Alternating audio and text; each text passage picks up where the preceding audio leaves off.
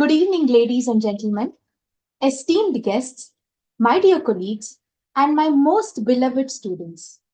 Welcome to our 12th edition of Power Hour, an interactive session hosted by Delhi Public School, Bangalore East.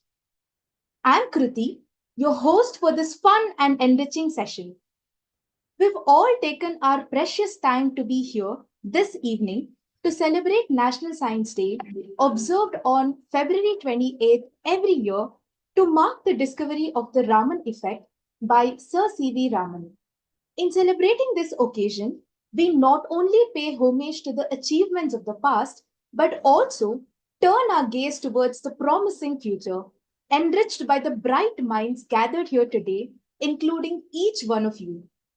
To set the tone of our discussion, we have called upon two eminent speakers, each an expert in their field, to shed light on the crucial aspects of indigenous technology and its role in the development of Vikasit Bharat, which is the theme for National Science Day 2024. Without further ado, I'd like to extend a warm welcome to our physics head of the department, Aparna Raju ma'am, to kindly introduce our esteemed guest speakers for today's online session. Over to you, Aparna ma'am. Thank you, Kriti. Good evening. Happy National Science Day to all. This session will definitely be fruitful to all the young scientists present here. So sit back and enjoy the show. Presenting our first speaker, Mr. Prashant Kulshrestha, a distinguished leader currently at the helm of Control Mission Software Division with a remarkable career at ISRO since joining in 2003 through Indian Engineering Services. He has played pivotal roles in prestigious missions including Chandrayaan-2, Mars Orbiter Mission, AstroSat, GSAT-9, and the recently lauded Chandrayaan-3. Serving as the project manager for NGCE software and the designer for autonomous landing sequencer, Mr. Kulshrestha's expertise has earned him the esteemed ISRO Young Scientist Award in 2012. An electronics engineering graduate from MIT's Gwalior, he further honed his skills with a master's in computer science from IIT Roorkee. Today, he joins us with generosity to provide insights into his journey and discuss the latest advancements in spacecraft onboard computers, which provides processing abilities to the satellite's avionics subsystem. Please join me in extending a warm welcome to Mr. Prashant Kulshrestha. A warm welcome to you, sir. Thank you, ma'am. Thank you, Prana, ma'am.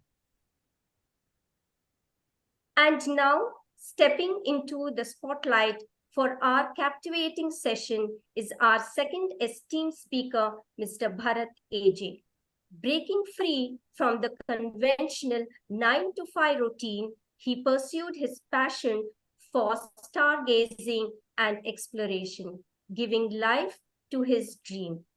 As a fervent admirer of cosmos and driven by scientific pursuits, Mr. Bharat founded Young Innovators, a company that seamlessly blends astronomy with cutting-edge technologies such as aeromodeling and robotics. Beyond the celestial wonders, he is a dedicated wildlife enthusiast, actively contributing to elephant census initiatives across diverse regions in Karnataka, Tamil Nadu, South Maharashtra, and Kerala. Today, our distinguished speaker will illuminate us on how an indigenous technique, Devara Kadu concept, has become a beacon of hope for sustainable afforestation practices globally. Let's extend a warm welcome to Mr. Bharat A.J. as he unfolds his distinctive journey and shares insightful perspectives with us today. Warm welcome to you, sir.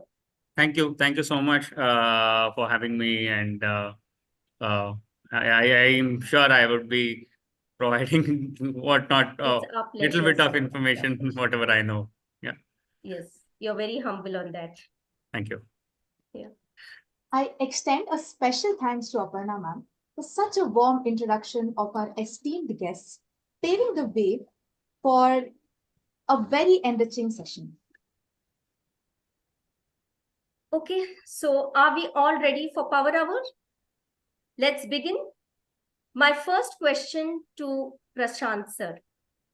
With the successful launch of Chandrayaan-3, could you elaborate the specific role of onboard computers in optimal functionality of a satellite?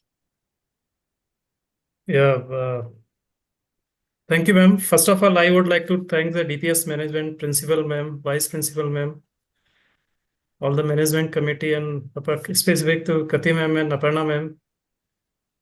I'm happy to talk about this onboard computer of a spacecraft.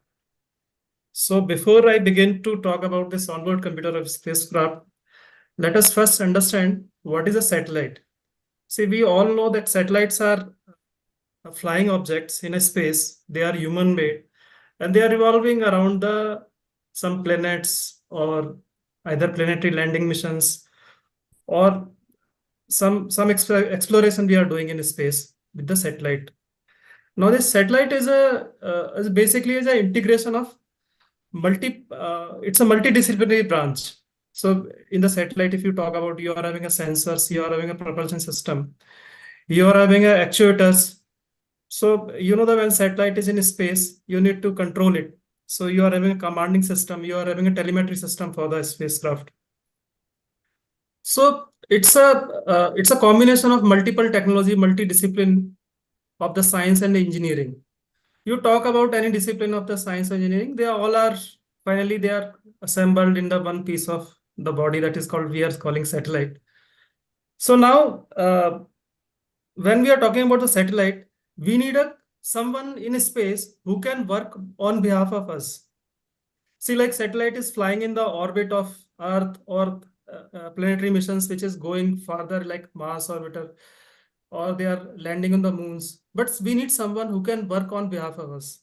So, someone who is working on behalf of us on our instruction, what we are giving. So they are nothing but the computer. So, but the what computer you are seeing in the day-to-day life or laptop you are seeing, they are not fit for the flying. So spacecraft or the satellites are having a one specific designed computer that we are calling onboard computer. So this is something, if you can understand, basically you can call it the brain of a satellite. So you know the brain of the satellite. So when we talk about it, so let us understand what are all the things it is doing in a satellite. So if you see, the satellite is dealing with the navigation. So where it is, the navigation is basically to it tells about us like where you are. So that is the navigation. You need a guidance also to tell you that where you have to go and how to go. Then you are having control functions to control the basically the attitude, that how you look and where you are looking. So this is a control function is there. Then you have some data processing systems. You are having thermal management. You are having a power management. You are going to deal with the some fault occurring in the system. So you should have some autonomy to deal with it. You need to have some autonomy functions also. So, and moreover, apart from this, since we are sitting quite far off from the ground, see, if you see the satellite is flying in the space, they are starting from the 400 kilometer till you talk about whatever orbit you think of. All type of orbits are there for satellites around the moon, around the now. See, recently Aditya L1 has gone, so that we are having a Lagrangian L1 point. So in nutshell, we can think of like you need to have one medium to tell the satellite what it is do, what it has to do, and the satellite has to communicate us back that what it is doing. So when satellite is communicating back, we are calling as a telemetry, means like basically housekeeping telemetry or the health of the various subsystem of the satellite and the commanding system. So these all systems what I discussed, they all they are the features of this onboard computer. Now, when you are telling onboard computer, it must have a processor. So some microcontrollers is there in this part of the onboard computer. Some memories are there. These memories are the specific design for the space. You are going to have a permanent memories, transient memories, and you need to have a basically that on avionics package. So this all together combine, if you can call as a onboard computer, which we are developing uh, in our center, and we are programming also. So I think this is the one brief introduction of the onboard computer, ma'am. Thank you, sir. Truly fascinating. Thank you for such a vivid explanation on the vitality of onboard computers. Bharat sir, Yeah, good. you seem to have chosen a topic that is so unique. We can't wait to explore Devarakadu or the sacred forest concept. So, my first question to you is, given the multifaceted connotations surrounding the term sustainability and balanced sustainability, in your perspective, what key elements contribute to achieving a truly holistic approach to it? Okay. Now, before me answering that question, I would like to start with my own story. Okay. Now, during summer vacations, my uncle used to come down once in a week, probably towards a weekend, because his son used to stay with us. So our ritual was every Sunday we used to go pick up a box. Nowadays you get a box of ice cream.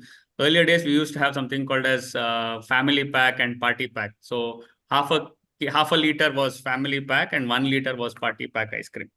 So he used to come and give it to us. So one flavor per person, and he used to go. So the agenda was to make sure we have equal portion throughout the week, right? And that was the plan. So now it was very uniquely planned thing that he used to do. No matter how tempting it was for a child to not finish the entire ice cream, okay, and also make sure that the refilling happens only, knowing that the refilling happens only at the end of the week, okay. You have to hold on to your temptations, also quench your thirst, okay, and make sure you are bang on, or you have to keep reminding the person saying that, okay, the refill time is 2 days, 3 more days, 1 more day, or today is your refill day, or probably when that person comes back, you have to keep taunting him saying that today you have to refill, today you have to refill, today you have to refill. The reason why I gave you this example is sustainability is just like this. Now, if you go and look at the definition of sustainability, it's very simple. You have a particular requirements for your daily needs. It can be geographically spread over a larger area, or it can be localized to you or your surrounding environment. And you need certain resources to balance it, right?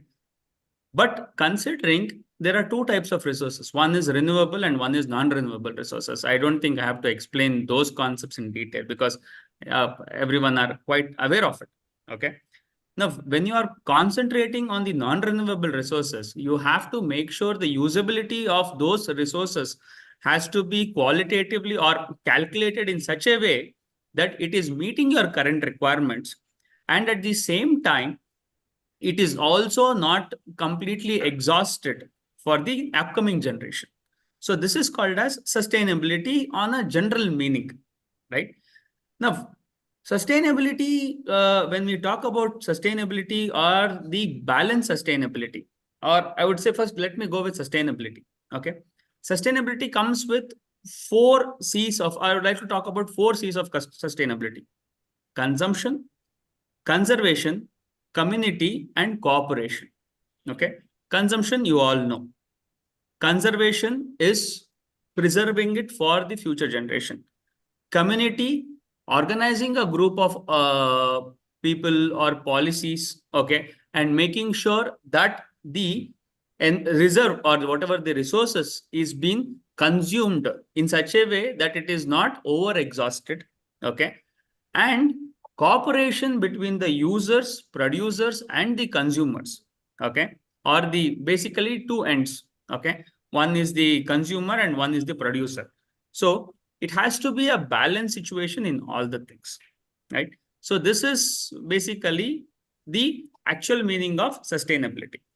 But as and when the technology grew, as and when the industrialization happened, and we started diversifying our ideas, or diversifying our views, we started categorizing sustainably into four major parameters. Okay. One is, of course, the social sustainability. Second thing, what I call is the human sustainability. Third one is the economical sustainability. And the fourth one, the last and the very important one, is the environmental sustainability. Till now, in schools or in colleges, when I talk about sustainability, everyone caters to only environmental sustainability. And if I generally ask what exactly is sustainability, kids tend to ask me, say that we plant more trees to generate sustainability. We plant more trees to generate sustainability. No, actually, you are not planting of trees is not a sustainable, is probably might be, or you're only catering to few percentage of the sustainability factor. But the 100% of the sustainability factor can't be achieved just by planting of trees. You have to qualitatively, quantitatively, and environmentally validate what exactly is the materials that you're using. There has to be a selection process.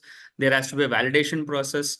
Even when you're planting a tree, you should know whether you are introducing an invasive species, or is it an indigenous species, or is it the species sustainable for the environment that where you are planting to, or it's going to what, how should the spacing be? There are various factors which comes into simple plantation also.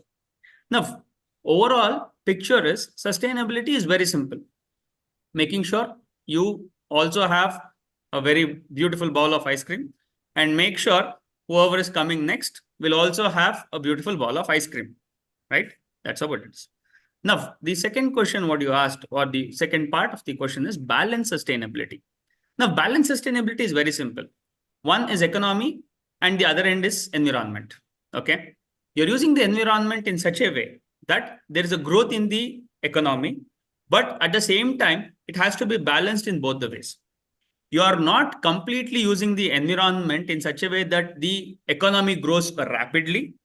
And at the same time, you can't completely, in the verge of protecting environment, you can't go down on the economy also. Okay. Simple example, when we talk about economy and other things, or renewable resources and non-renewable resources, we all know that solar energy is one of the most proposed spots of energy.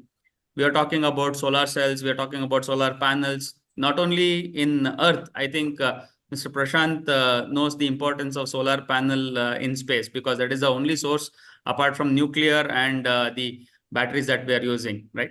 So solar plays a very important role. But where does the solar cells come from? How exactly are we manufacturing it? What exactly is the shell life? So nobody is bothered about the process which solar panels come from. Now, the primary element of generating or making a manufacturing a solar cell is silicon, basically the sand, right?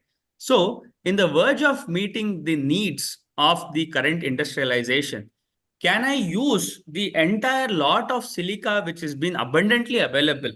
Okay. When I use the word abundantly, it is again qualitatively measured unit. Okay. So it's not like, then again, I have to come into renewable and non-renewable resources. So can I completely consume all the silicon in the environment or in the nature and make hundreds and hundreds of solar panels and distribute it and making sure it's a balanced state? Can I do that? No, you can't do that. Yeah. You are completely damaging the environment altogether in terms of sustaining industrialization. All right. So you should know where you have to extract it, how you have to process it, and what is the timeline for it to come back to the normalization process. Because silica is sand, has a lot of features wherein in micro level, also in macro level. Okay. So if you eliminate one unit from the nature, okay, the complete ecosystem gets balanced. It is balanced. Okay. So that is the example that I would like to share on the balanced sustainability. Now, with regards to your third question, okay, or the third part of the question, I think the question was the four pillars, right, or the primary elements. Now, I would like to say, okay, so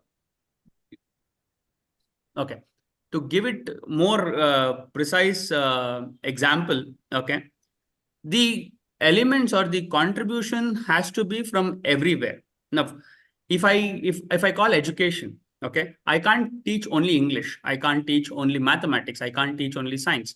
It has to be a complete collaboration of different subjects.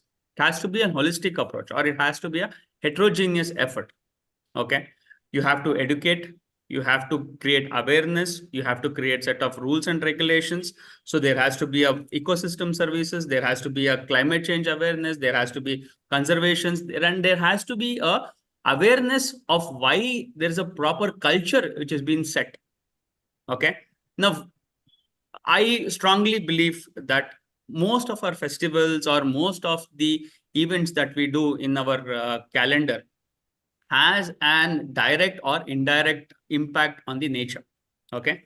Whether it can be Shankranti, Ugadi, we have certain pulses, or we select only certain grains or certain food materials or certain raw materials for consuming on that particular day.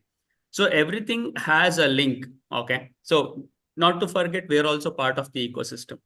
So when you have to create a stable, sustainable environment, you have to make sure it has to start from educating them. Okay. Then making them understand what exactly is sustainability, or why we have to emphasize on sustainability, why it creates so much, why you have to create a balancing factor. And there are a lot of other parameters which comes into picture. Okay. So this is a overall perspective of, or probably I would say 0.0001% of the sustainability, which actually is. Thank you so much for so beautifully explaining the word balance sustainability and giving us much needed understanding of it, sir. Thank you.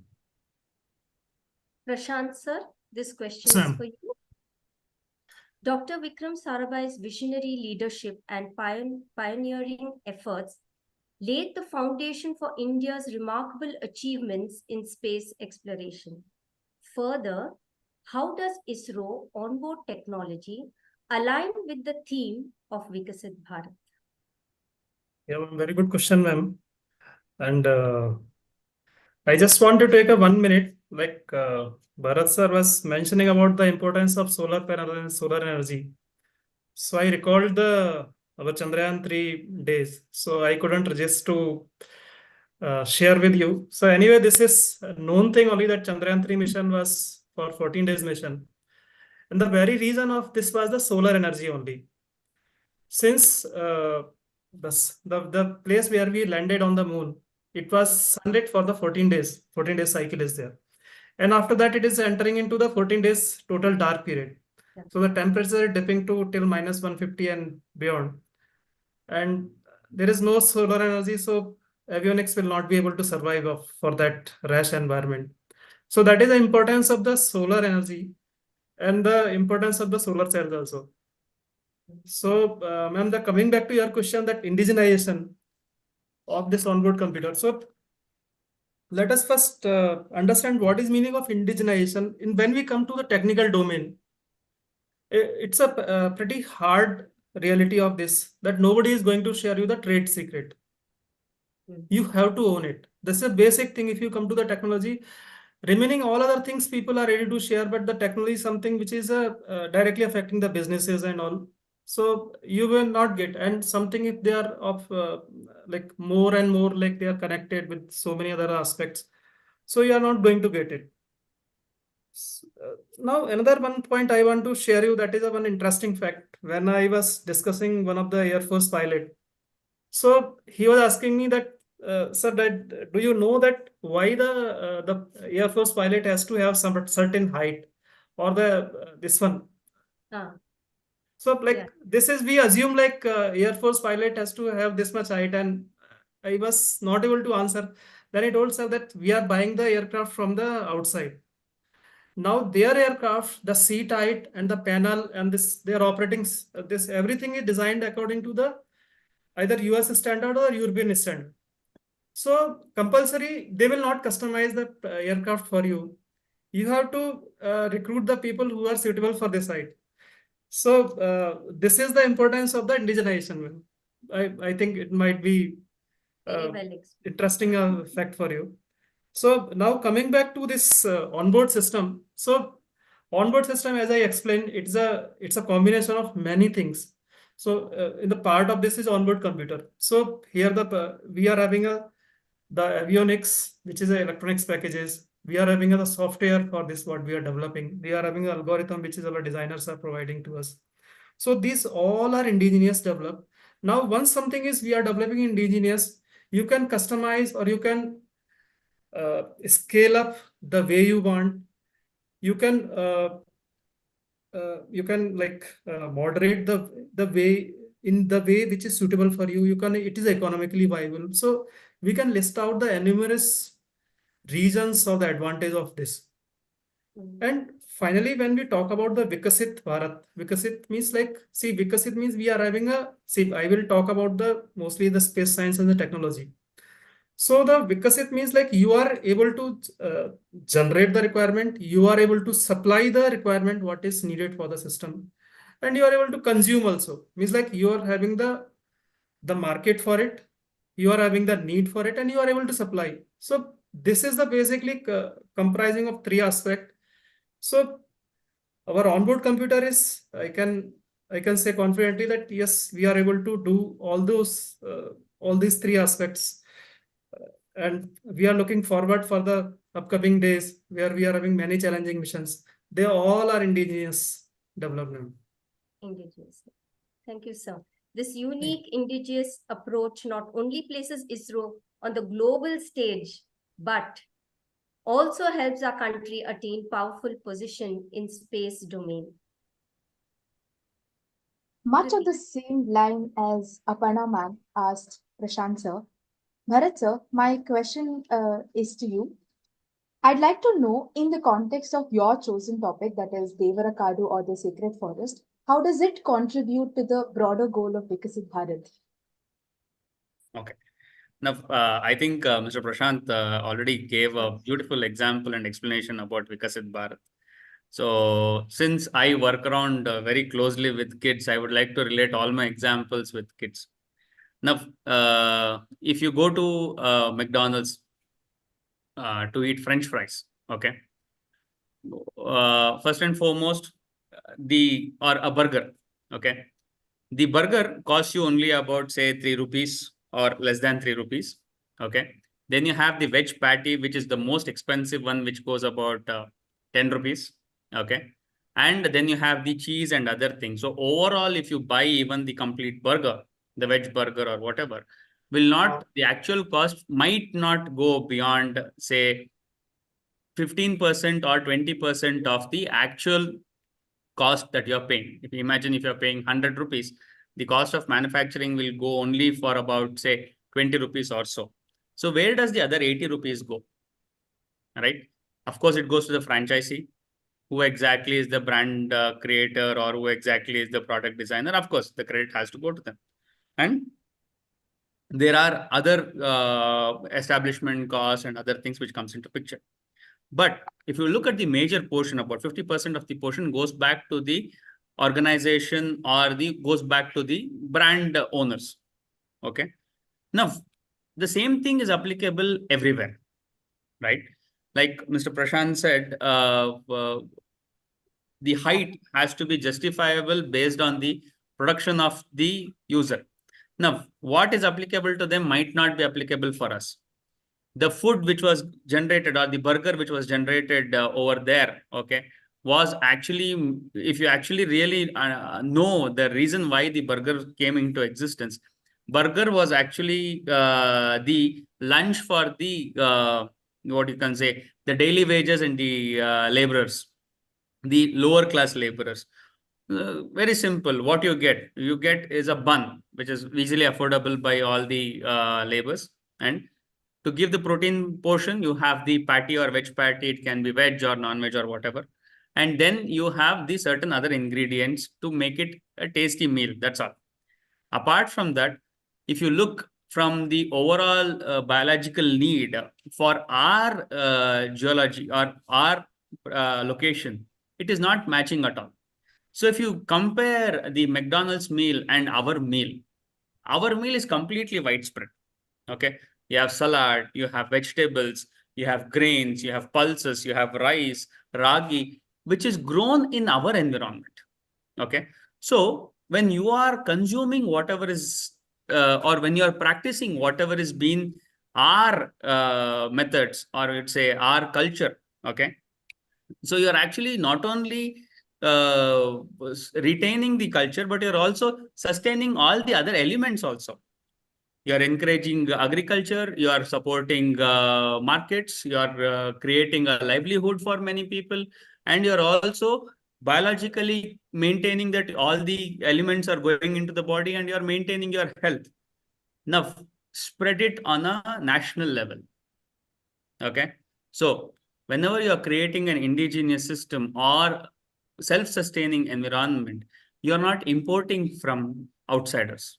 Okay. When you're not importing, you will see different ways of making sure it is meeting the ends of the requirements, right? So the technology develops, the alternative methods develop. Okay. So not only the larger scale, but also the micro impacts, the micro level technologies or the structures or the practices what we follow can be exchanged within the local environment, and a more effective product can be coming into picture. Okay. So this is my concept of Vikasit Bharat. Okay. Everything has to be in-house. So that is what I think the ideology is what I have understood. I think that is something which has to be the key and major entity of it, right? Now, coming back to the concept of Devara Kadu. Now, of course, we have forest. Devara Kadu means, I have to split the word. Devaru means God. Kadu means the Kannada translation of forest. So Devara Kadu means God's forest, and the other name is called a sacred forest. Now, this name is only localized to Karnataka. Okay. So if you go to Kerala, they have their own name given to the term Devara Kadu. If you go to Maharashtra, if you go to Rajasthan. So every state in our nation has the concept of Devara Kadu. Now, what exactly is this Devara Kadu? Of course, during the nature has not left a particular portion saying that, okay, this portion is only for cultivation, though. So the forest or the shrubs or the unorganized, what we call the unorganized growth of the trees will not be there in particular region. No, it was all forests. So what we did, we basically chopped or cleared or leveled the forest and converted into the agricultural, industrial, roads. So that is what we've been doing. Of course, technology and the growth of the platform and the urbanization is a very important factor, right? But in the verge of urbanizing, if we are in the verge of availability of resources in terms of land, if we destroy the entire forest, what happens? You are bringing down a complete ecosystem. Now, why forest plays an important role, you have to understand that. Forest not only creates good air, okay, it also creates a very balanced environment of flora and fauna. Okay. So very simple. Let me give you a very example. If I'm sure everyone would have experienced this. If you go to the actual forest, the pristine forests, okay, though you have stagnant water, though you have all the dampness, you have huge trees and everything. One thing what you will not experience is you will not experience too many mosquitoes, right? But at the same time, if you go to a park near your home, which is also filled with lush green environment and everything, you will be pestered by too many mosquitoes in your half an hour or 45 minutes of your walk or stay in the park. Why is that happening? Because the forest, what is being created by the nature, has a balanced environment. If there is a larva, there are 100 other elements which are consuming on it and which is making it a part of the system. But when you're creating a forest or when you're creating a garden, okay, you are being the selector. Okay. So we are not putting a scientific approach towards selecting of the elements which has to go into the forest or go into the garden. Okay. It could be a medicinal plant, or it could be a shrub, it could be a sapling, it could be a climber, it could be a lot of elements. So if you actually do a validation measurement, so if you take 1 square meter, okay, or one area unit of land in the forest, okay, in one sector, and you take your garden, okay, whatever you have selected, it could be Lal Bagh, Kaban Park, or whatever, and take the same unit of measurement. And if you evaluate the percentage of flora and fauna, you would be shocked that the gardens, what you are creating, will have less than 10% of the flora and fauna which has to be there or which is there in the forest. Now, imagine the impact on the ecosystem. Now, everybody is talking about rainwater harvesting. Everybody wants to talk about rainwater harvesting, and government is also emphasizing on rainwater harvesting. Now, one thing you have to understand, unless there is no carbon in the soil, no matter how much our water goes into the ground, if the carbon is not there, the water will just drain off into the earth. It's the carbon in the soil which retains all the minerals, all the water, and make sure the soil is fertile. So very simple example, if I have to give you, take a fertile soil which is rich in carbon and take one more bag of soil which doesn't have carbon. Pour equal amount of water on these two bags, okay? And come back and see after a couple of minutes, not even hours, forget couple of minutes, you will see moisture retention. And if you can extract the water from the soil which has rich in carbon, and if you take the soil which doesn't have carbon at all, you will see the complete soil will be completely dry. You will not have anything in that. There's no moisture in it. It will act like a sand, right? So simple example, you take sand and you take fertile soil. Okay. So this is a very clear-cut example. So what Devarakadu does is, Devarakadu retains the nature, the selection of the nature in the way the nature has established it. It could be a dense forest, it could be a shrub forest, or it could be anything. So what exactly it is doing? It is, so if imagine I have 100 acres of land, okay, in which I would be using 50% for cultivation. So what I will do is the rest 50%, or what the ancestors did was they left the balance 50% undisturbed or without disturbing that system. Okay. They created barricades and they called it as the Devarakadu, the extreme power source, only to make sure that we are protecting it. So what internally that is doing is, it is creating the elements which is sustaining the remaining 50%. So that is why when you call something sacred or something extremely powerful or something more divine, okay, we are more scared. Okay. For me, God is a fear factor. Okay. Or something, you can call me atheist or whatever, until it's a supreme power, or it is coined as a supreme power only to make sure you are disciplined. That's all. It's like this. When the kids are making too much of noise, you say principal is coming, headmistress is coming. So she is considered as a divine element in the school environment or school ecosystem. Similarly, in the local environment, okay, God is considered as the supreme power, okay, who has endless amount of power, who can play around and manipulate your system or structure, right? So combining both is what Devarakadu is. I think I took too much of time in explaining this. No, sir, Sorry, absolutely everyone. not. Devarakadu is certainly a very, very interesting concept. Thank you for giving a beautiful insight of Vikasit Bharat with such simple yet effective examples. And this really was an eye-opener to many of us. Thank you. My next question is to you, Prashant sir. Yes, ma'am. Space poses myriad challenges. from radiation to extreme temperatures. In a scientific narrative, how does onboard computers navigate and mitigate these challenges? Good question, ma'am.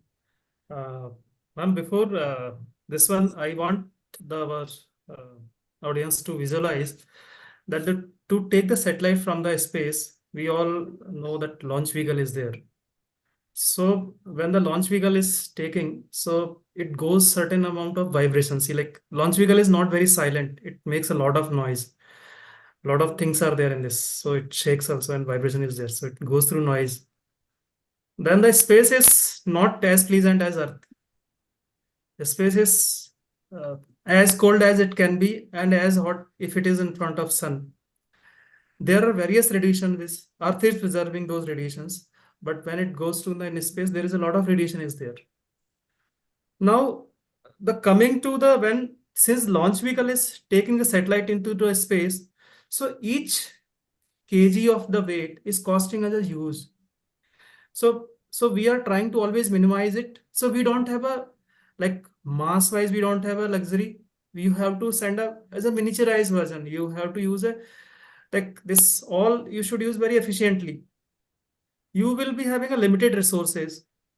The system should work in a rash environment, like the temperature cycles are there. So temperature cycle, if it is seeing the sun, it will be shoot up to 55 to 60 degrees centigrade. If it is it is occulted by the earth or some other geometrical celestial bodies, then it cools down very fast. So again, you need to consider these aspects. See, our simple computer, if you take, you put in minus 10 degrees centigrade, it will stop working. It will not work. But we will never imagine this thing because we are living in the normal like temperature is like Bangalore is very pleasant, 30 degrees centigrade. Then there is a vacuum in space.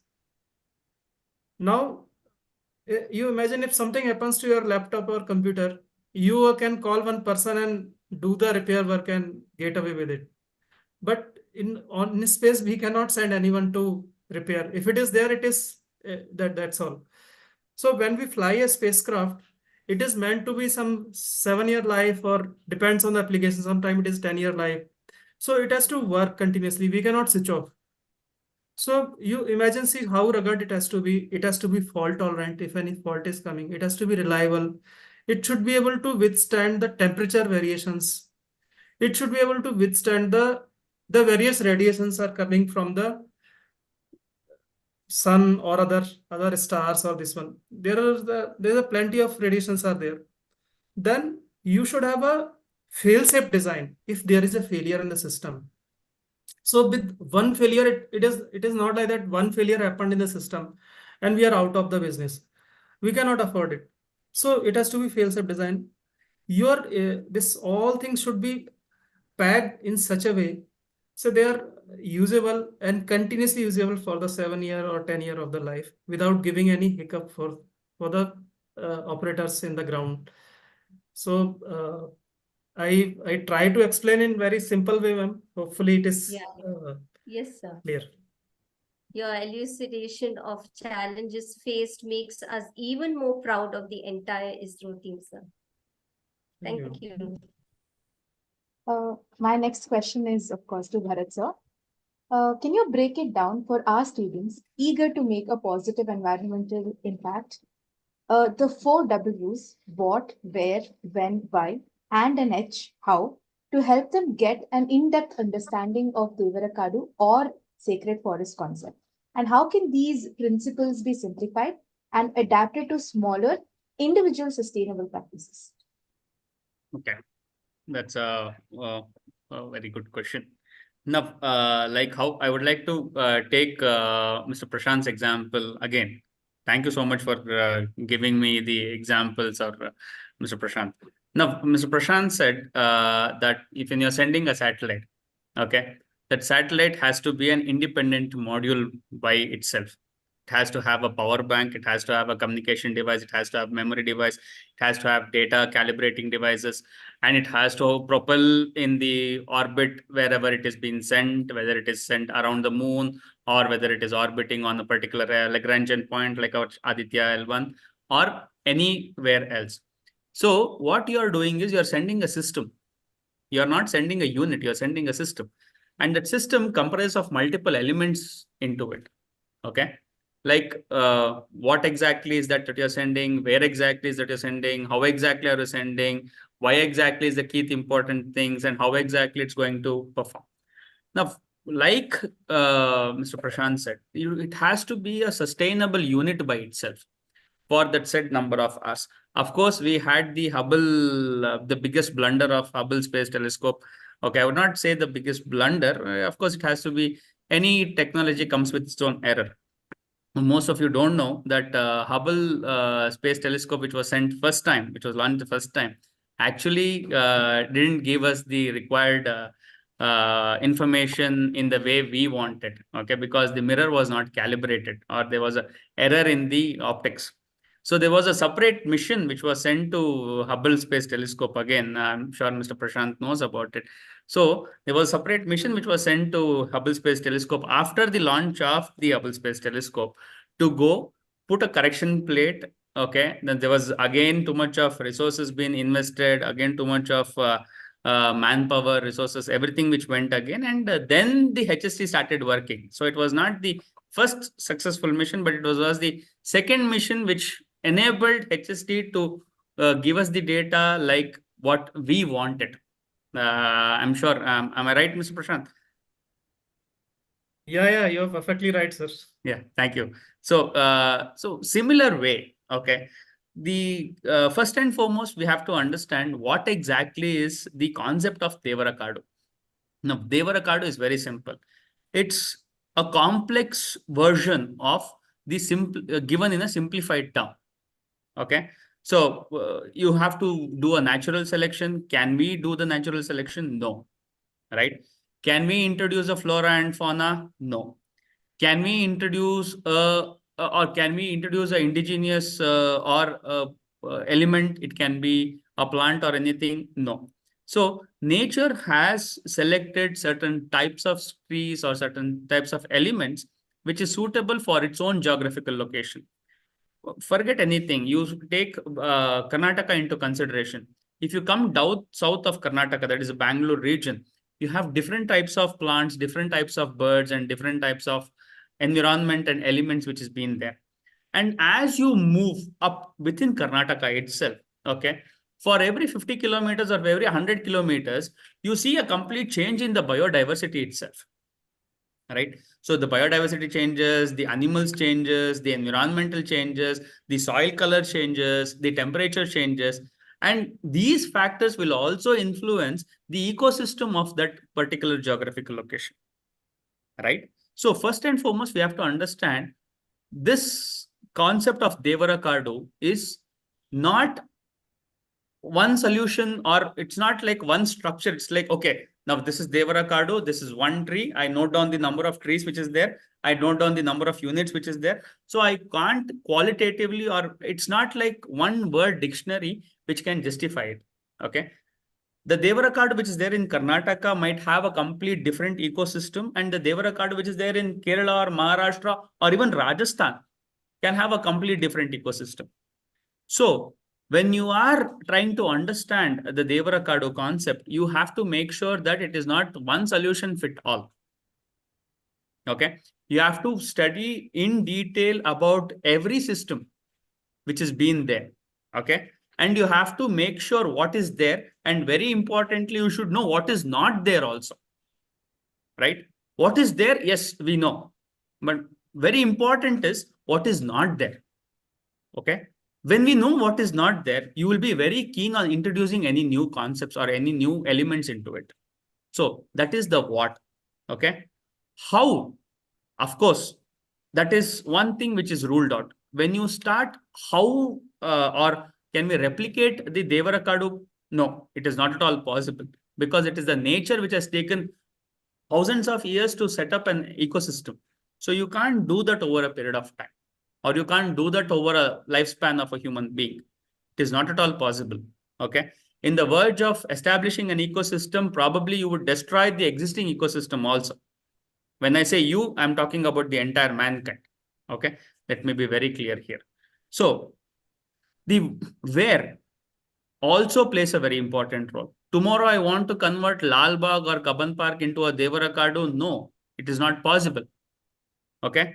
So what Devarakadu is, you have to understand it very clearly. Where Devarakadu, of course, it has already been there. Luckily, the government of the forestry department, what it has done is, it has converted the existing Devarakadu as a reserve forests. So to make sure it is not been damaged or which is not been hampered. Now, let me give you one more example. I'm sure everybody would have experienced this. Have you gone? I'm sure most of you would have gone to the Nagarhole forest, right? Where you see the beautiful tigers, the tiger sightings are there, and you will find the vast forest area and everything. But if you actually observe, now there is a difference between viewing and observing. Okay, if you observe, the Nagarhole forest is actually a plantation area. Okay. If you check the ecosystem of that Nagarhole forest, the natural forest which was supposed to be there in the Nagarhole doesn't exist at all. The complete ecosystem was devastated, was burnt. Okay. Why? Because Britishers thought the teak was a very valuable source, okay, of raw material for building ships. Okay. It can be timber. So the main agenda was to grow timber. And where is the best place to grow timber? In the fertile soils. Okay. And where is the fertile soil? Forest. So what you do? You devastate, you burn the entire forest. And all that is currently present in Nagarhole, most percentage of the Nagarhole forest is timber. Luckily, there is a governing body which says you're not supposed to chop down. So even destroying the ecosystem is being stopped there. But that is also not a forest. But if you go to Yana or Dubare or certain core regions of the Western Ghats, you will still see a major portion of forest which is intact, which has not been disturbed. Okay. Where even species which has not been discovered are still existing in larger number. Okay. So that is what Devarakadu is.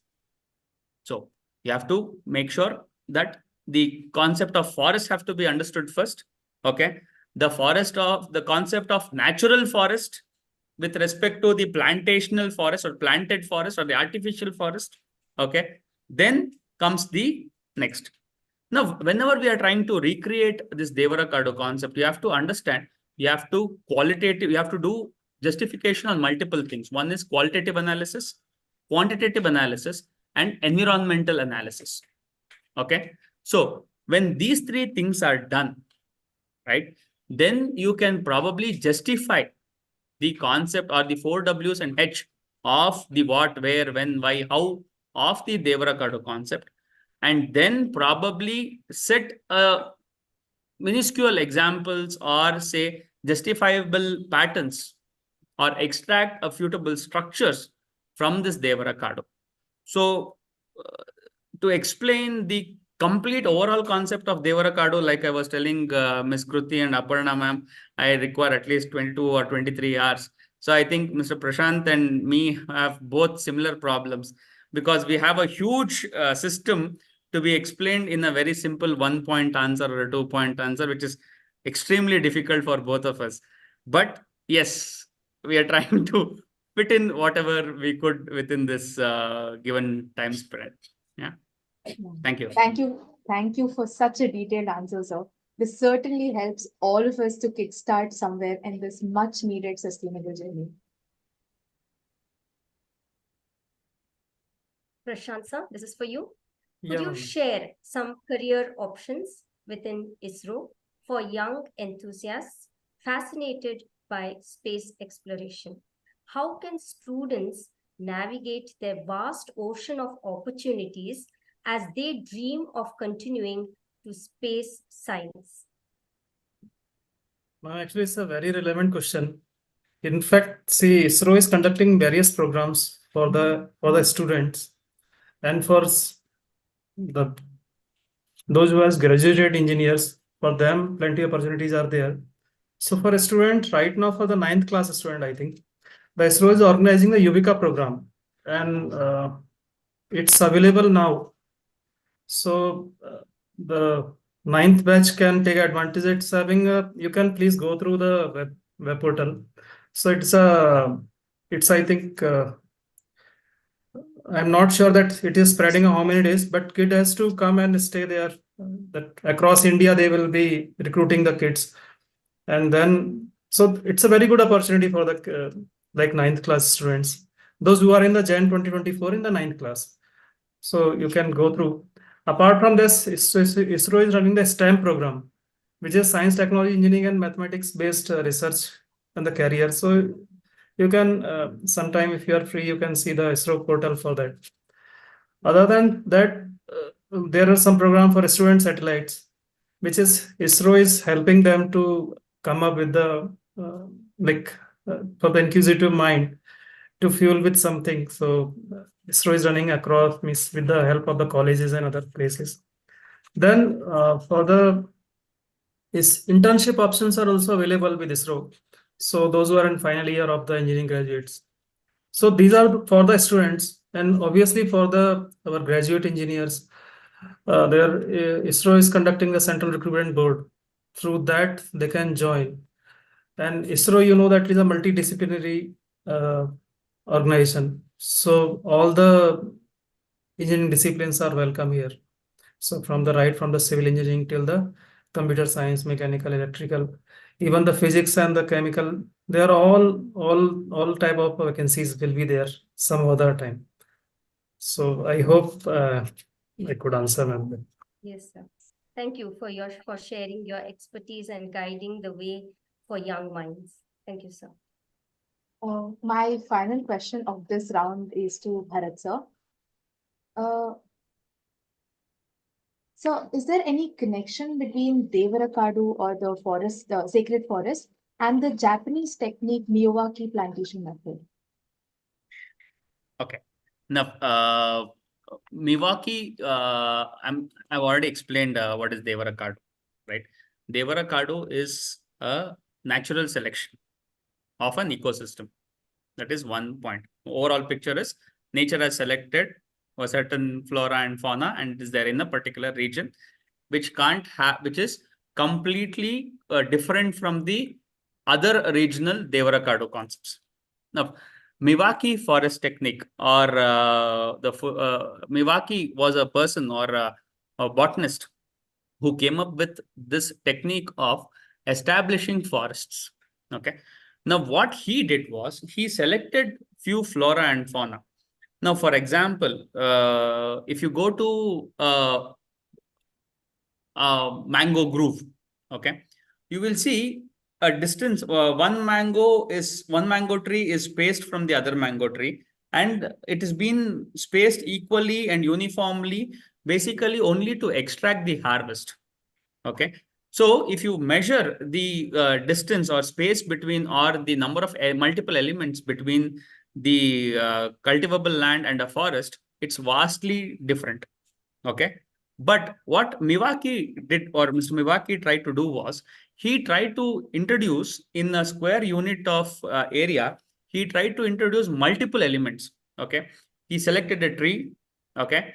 He selected a shrub. He selected a sapling.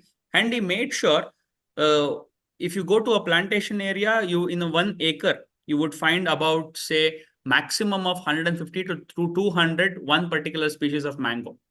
But if you go to a forest in the same 1 acre, you will find minimum of 2000 to 3000 different varieties of species. Okay. And fruits is the last selection what a nature does.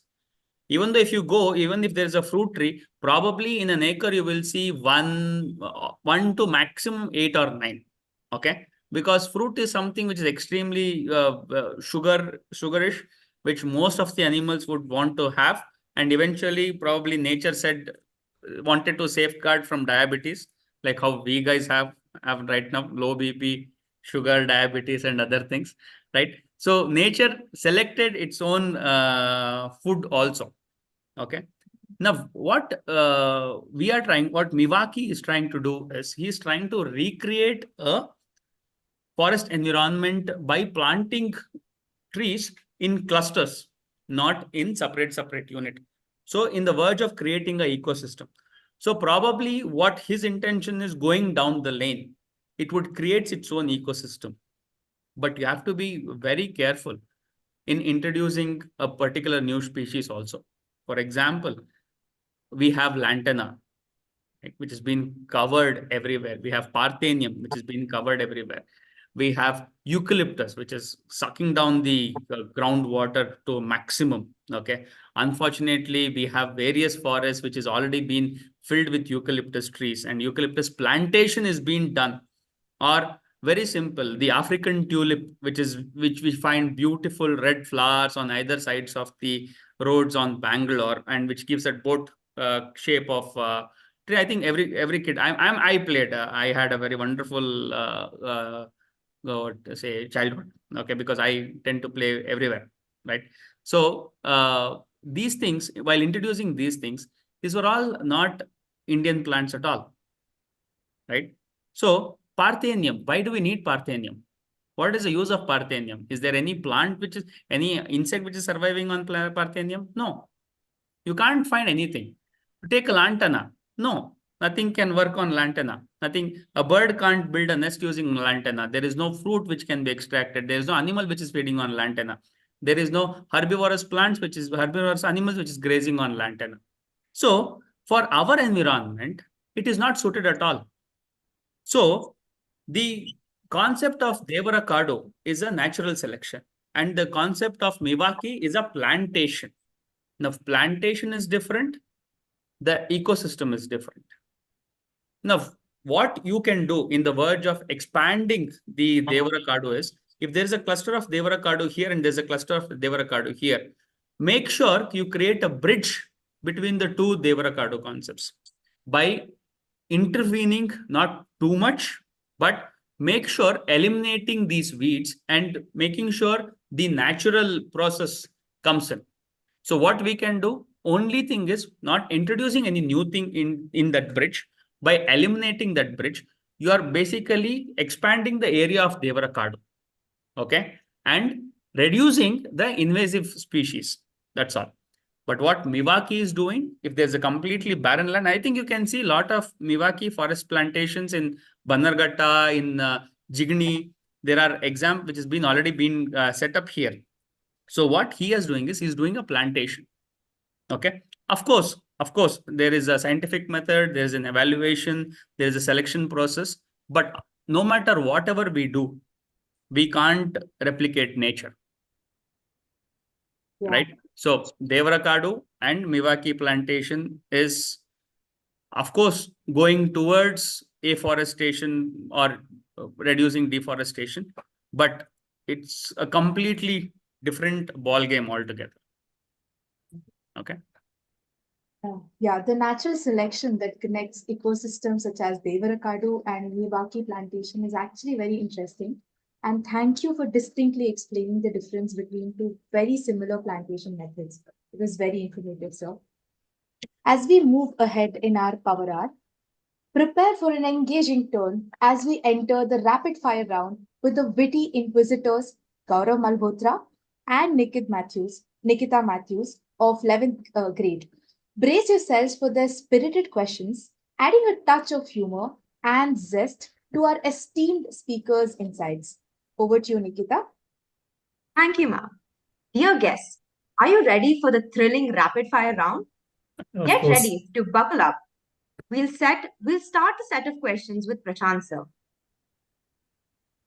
So the first question is, what's the most amusing and surprising story from your experiences at ISRO that you can share with us today? Yeah, of course. See, I have been associated with many space missions, and our always aim is there to have not to have any surprise. We really don't want any surprise in the on orbit. Once satellite is reached the on orbit or it is going for landing missions or anything, we don't want any surprise. So what we do, we plan some plenty of tests, plenty of scenarios in the ground models, in the ground system. So I will share you one very interesting thing from this. I was working on electric propulsion, and that was the first Indian mission for the electric propulsion system. So you may be surprised at what is this electric propulsion system. So basically in this, you are using the xenon gas, which is an inert gas. So xenon gas, you are bombarding with the electrons.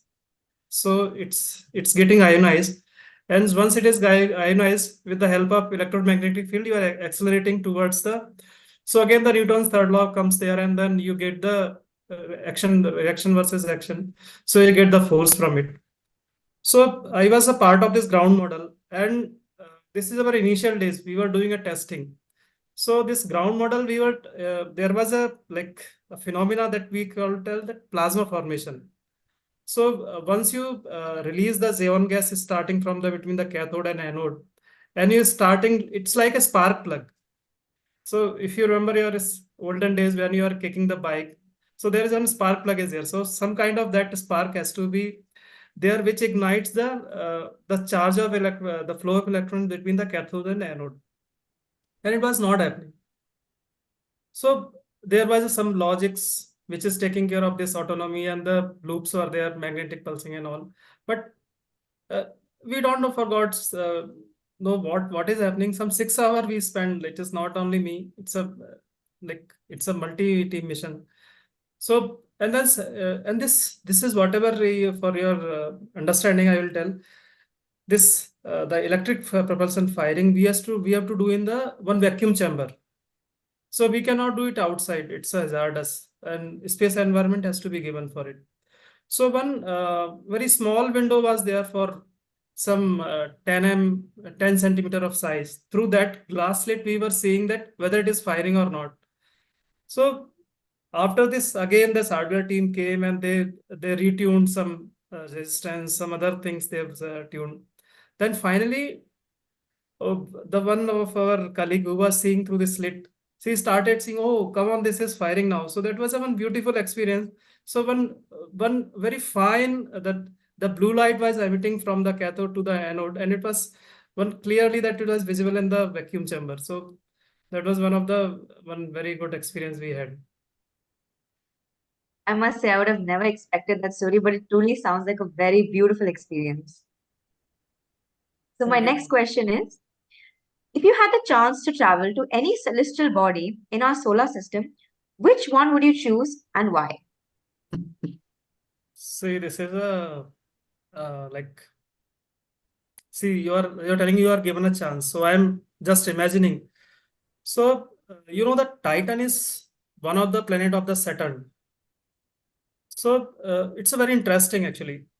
It's having a like a Earth only. The liquid stages are available. The atmosphere also is there, but the atmosphere is not like oxygen. It is not like water there. There is a liquid hydrocarbons are there. There the hills are there. So it's a pretty similar in, you would have seen some movies, I think. So this is one of the quite fascinating thing. If I am given chance, I will try to travel on Titan. That is a very fascinating choice. The idea of venturing beyond our home planet and potentially establishing a human presence on another celestial body is both very thrilling and full of possibilities. Okay, so my next question to you is, what's your favorite space theme movie and how accurately do you think it is in portraying space missions? See, there are some 2-3 movies are there, but the one which I like most was the Gravity. I think you would have seen. So, okay, I will just try to explain what I liked and where it is quite close to the reality. The one astronaut that Sandra Bullock is playing the role, goes into the space in one of the vehicle, and there is one chain reaction happens. Some satellites are collided with each other, satellite or some other body. So why it is very interesting and close to realistic is that we are also launching many spatial bodies into the orbit. Finally, when they are orbiting around this one, like we know the space is vast, but they are revolving at very high speed. You imagine like 10 kilometers per second, their speed is there, and they are just separated by some inclination or some with some height. They are separated. So what happens in the movie that this is a fictitious movie only, please. Okay, it's not nothing happens in the real life. So her whichever the vehicle she was carrying, that astronaut vehicle, it is again damaged with this one and all her. So she has to shift to the other, and the impact is cascading actually. So this is the most real type of things. Once in space, two body collides, they are creating many fragments of it, and those fragments are also not going to rest it. They are again moving at such a high speed. You can imagine 10 kilometer per second is such a high, like approximate this number. They all depend, the moving velocity depends on the orbit which they are. So now it started damaging even the International Space Station. Then she goes to the Chinese space station, and from there that is also getting damaged. So finally luckily she get into one capsule which is fit for the like to coming to the Earth. So finally when she landed on the sea, that she experienced the gravity first. If you have seen, that's the final moment, and she started crying for that, because in space there is no gravity. Okay, so you are, and then her legs are like, she's not able to immediately, like once sudden changes there, so she's not able to stand on the feet. So that was one of the most touching moment, like this was something which we are taken from the granted, the Earth. That is a very nice choice. I'm pretty sure a lot of students in the audience have watched this movie. If not, I'm sure we will all be binge watching this today. But yeah. So moving forward, my next question is, if you could collaborate with any scientist, living or deceased, on a space project, who would it be and why? See, this is quite tricky part. See, there are many scientists who have contributed, but I will name two renowned scientists. One is John Kepler. You might be knowing that in your physics you are reading three Kepler's laws. So he has put a founding stone for this, what we are seeing in the space, whatever the planets are following, that there is a Kepler's law. And the second one is Isaac Newton. So he has given fantastic laws and the rules. So these are the two people. Like, among these also, I will take John Kepler, if at all. That's an incredibly remarkable choice. I mean, his scientific abilities to blend scientific expertise with effective communication has left a huge mark on space and science education. Sure. So, moving forward, my next question would be, if you had the opportunity to send a message to future generations, what advice or knowledge would you want to impart to them? Yeah. Thanks for asking this question specifically about the message, about sharing my understanding. See, the very basic nature of human being is that we notice only the differences. You may be surprised. You think if there is one infinite wall is there in front of us, you will not able to see the wall also. See, like space, if you see, if there is nothing is there, no star and nothing, you will not see anything actually. So we notice the differences only. So coming back to the message, like if you go see, since we are dealing with the space science and other things, so even we have not gone, but we know what is outside the space. So if the moment you climb up above 200 kilometer, 300 kilometer, there is no atmosphere, nothing is there.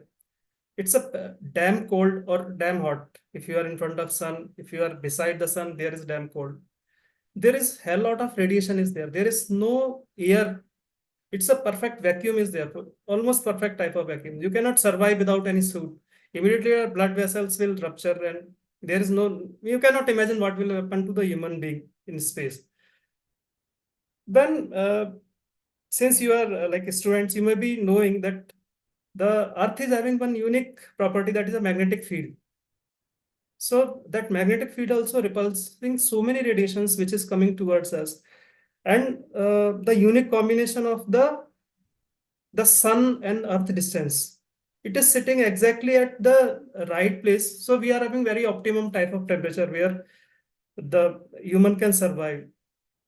See, like what we know so far from this all space research and science, that at least in our solar planet system, we are expecting only some microorganism or some we cannot expect like full grown biological structure which are walking, or this is anyway, this type of things are ruled out.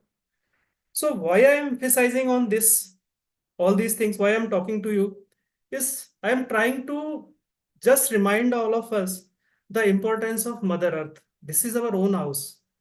Like what Bharat sir was trying to tell about the Devarkadu forest and all, the sustainability and all. This is our home. See, we can survive only if this is livable. Or see, this is high time that whatever we are seeing, the environmental damage or happening in the system, the temperature is rising. You can see right now also in Bangalore, the kind of the heat is there in the sunlight. It's a pretty different from the past year, if you recall, right? So it's not just a message. It's like we are all are going through together, and we are all going to face it together only. So it's just my thought I wanted to share with all of you. If we are little bit conscious about it, if something we can do together, it will be wonderful to for us to live, and to live it in a livable and inevitable condition for the future generation. That's I all. completely agree. That is a very, very important thing for you to address. Thank you so much for sharing that valuable insight with us today. We really, really appreciate it. Now I'd like to hand the rapid fire round to Gaurav. So, Bharat sir, here are your rapid fire questions. I hope you are ready for them. No. What initiated and generated your love for wildlife? Okay. Now, basically, probably it could be the place where I come from. I come from the region called Shimoga, which is very close to the Western Ghats. Where I'm sure you might be heard. You would have definitely heard of the famous falls called as Joke Falls. Okay, so that's where I come from. So my ancestors and all have been lived with wildlife. Okay.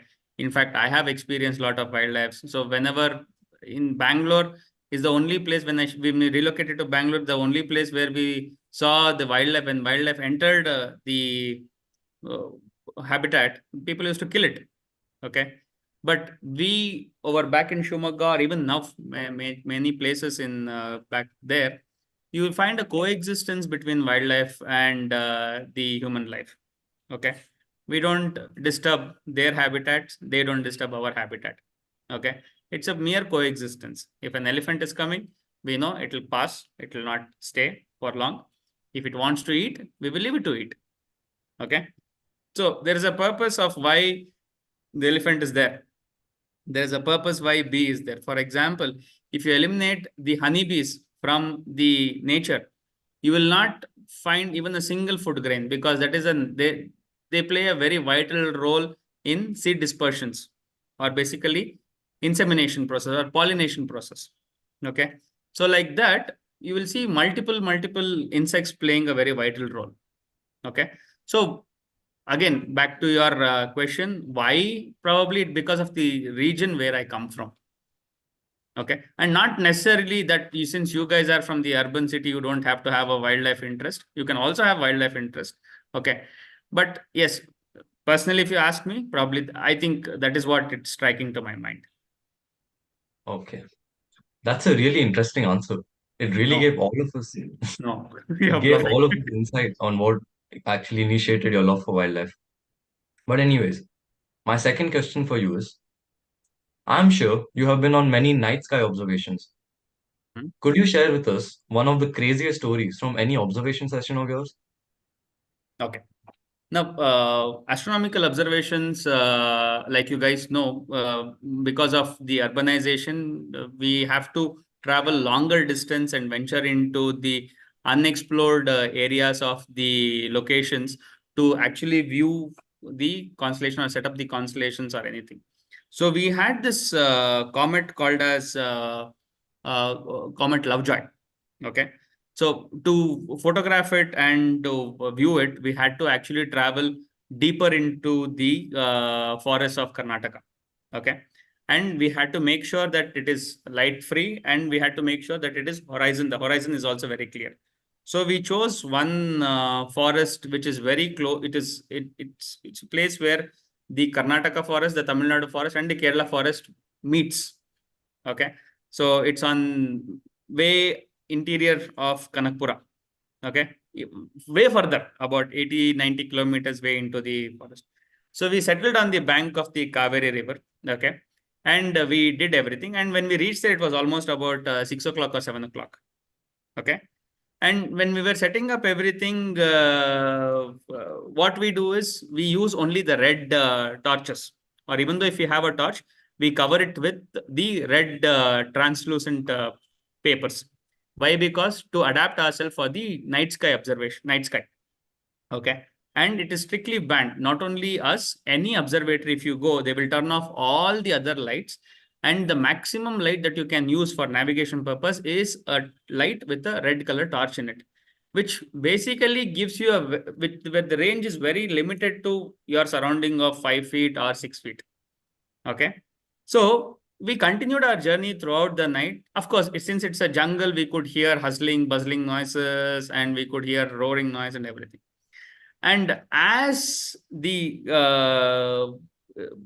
observation went on, and it was a beautiful observation, we could see a lot of shooting stars, meteors, comets, and of course, we could also photograph the comet also. Okay. Then as the night ended and the day started rising, when we started seeing things around, okay, we didn't realize the entire night we were next to a huge crocodile, which was probably about 10 feet or 15 feet away from us. And that was not the only one. We were actually surrounded by tens or 15s of them. Okay. So that is one of our craziest experience that I can say. So which was astronomy and wildlife both combined together.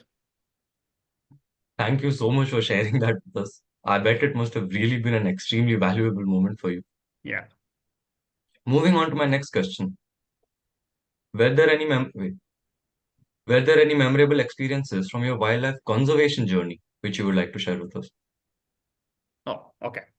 Now this conservation story, which I would like to share, happened in the northeast region of India.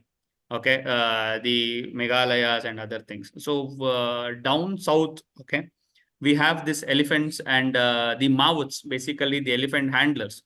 Okay, use weapons or basically specialized tools to control the elephants, or to tame the elephants, to control the elephant. And it's a very psychological process of breaking down the elephant, okay, to make sure you bring that elephant to your level. It's like this, bringing a street dog, which is extremely rogue, and trying to keeping it into your home and making it to sit, stand, walk, talk like the way you want to do, which is not going to happen in nature. Okay. And you are trying to control the biggest and mammal on the land, which is elephant. Okay. And to be very honest, it is very powerful than whatever we can anticipate. Okay. It can move down a complete bus, the school bus. Okay. Like a football. It's so powerful. Okay. Now, when we were doing this, when we were going, there is a separate tribal community called as Adi and Kamti. Okay. Again, very less known tribal. You know what they do? They don't use any weapons or anything. They select the elephant, okay, and they kind of form a U shape. They form a lines of all the tribals stand in a kind of a semicircle, okay, and sing a particular song in a melodious way and all. And the wildlife or the wild animal, which automatically starts tuning itself to the song. They don't use any weapons, they don't use any machetes, or they don't use any shulas or anything, okay, like that the Mautas do in down south, okay.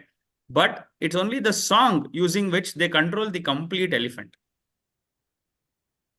Okay. It was very astonishing for us, but unfortunately I couldn't stay there long to actually know what exactly is it, the sound or is it the resonance, or is it or it does over a period of time, or I don't know what exactly it is.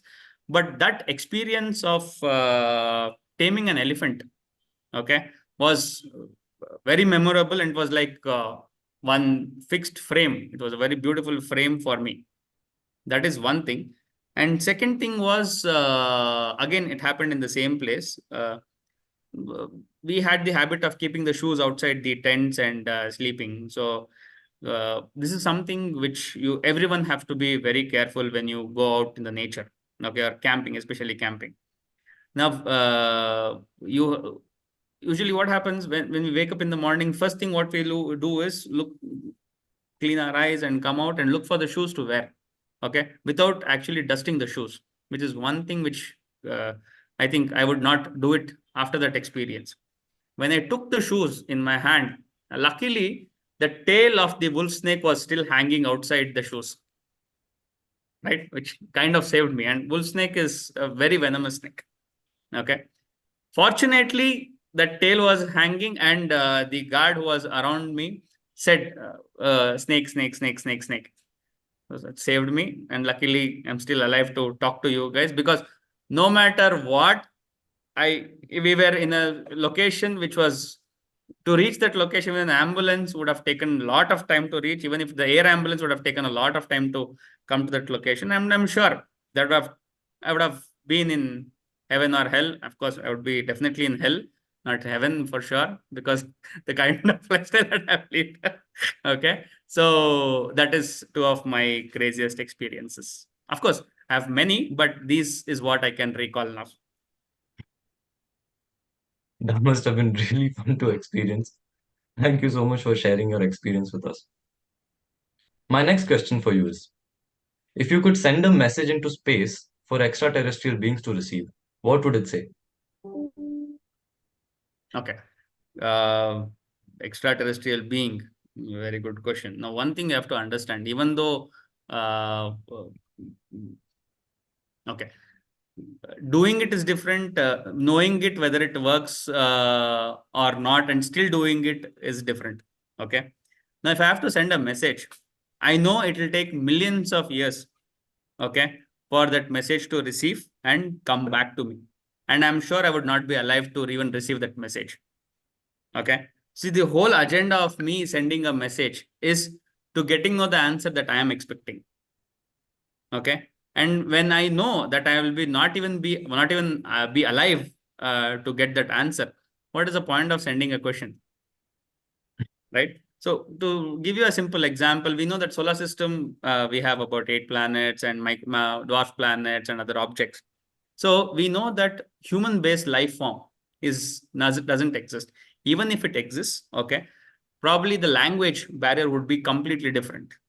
Okay. So even though if everything, say, even they are also understanding English or whatever language that we are choosing, either Kannada, Hindi, Tamil, Telugu, Malayalam, and you send a message, and considering that message travels millions of light years away and reaches that particular location, and they receive it, considering they have the same setup of decoding that information, okay, the parameters are very huge, Gaurav. Okay. So it's vast. It's like this. You are standing in Karnataka or in India and shouting to a person who is in Germany. Okay. First and foremost, will it reach? Whatever format, will it reach? And second thing is, considering you're talking in your particular language, your mother tongue, and the person in Germany is talking in the same language, understanding it, and he's replying it back. So when I know that is not possible, I would not waste my time sending a message. I was not expecting that, but thank you for your answer. But anyways, now my final question for you, Bharat sir, is, Okay. if you had to design a robot to help with wildlife conservation efforts, what would it look like and what tasks would it perform? I would not introduce any man-made unit into a forest. It will be an invasive species. Okay. Okay. Probably for documentation purpose or for some sensex purpose or some validation purpose or some qualitative analysis. Okay. I would introduce few mechanical devices. See, one thing you have to understand, when you introduce a robot which is mobile, okay, you're already disturbing the system. Okay, the instruments create a certain buzz and certain noise, though physically we can't experience it. Okay, but the hertz in which the electronic devices resonate is creating a lot of disturbance in the ecosystem. If you want to experience this, okay, we have stabilizers and TVs in our home. So what we do is we don't turn it off completely, especially the TVs. We just put it in a standby mode or power mode where the internal parts are still working. But only thing is we can't see the display, right? Keep a fridge, keep a aquarium right next to the TV, okay? You will see no matter when the lights are turned off and everything, the behavior of the fish will completely change. Okay. Now turn off the TV, keep the aquarium in the same place. You're not changing anything. You will see the fishes are more calm and composed. Okay. So you have to be really careful in introducing anything into that system. Got it? Yeah. It's like this. You are extremely comfortable in your home, right? Suddenly, an unknown person from an unknown region comes and starts interacting with you, start taking photographs of you, start sending informations of whatever you are doing and whatever your activities are. How will you feel? Not good. Same thing happens to the wildlife also. Right? Yeah. Okay. I think I answered my question, Gaurav. That's a great answer. And you know what? I strongly agree with you on that too. Yeah. But yeah, thank you so much, Bharat sir, for being such a sportive participant in this rapid fire round. I really hope you enjoyed this round as much as all of us here. Right. Thank you. I did. Thank you.